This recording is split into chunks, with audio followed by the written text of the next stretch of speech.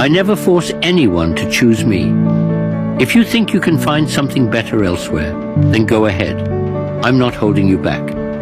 Life's too short to hang on to someone who's not sure they want to stay. I believe in freedom, in the truth of feelings. If you must stay, let it be because your heart tells you this is where you belong, not because I asked you to. I want to be a choice, not a default option. I deserve someone who sees my value, who understands what I bring to their life. I don't want someone who stays with me out of fear of loneliness or out of habit. I want someone who stays for who I am, not who you want me to be. The door is always open. You're free to leave at any time. So, if you think you can find better, go.